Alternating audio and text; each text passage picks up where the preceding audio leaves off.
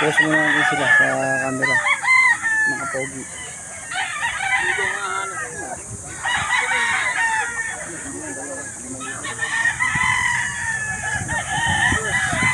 Morning.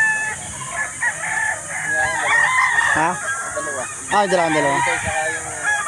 Ano ba yun para talisay? Ha? Oo.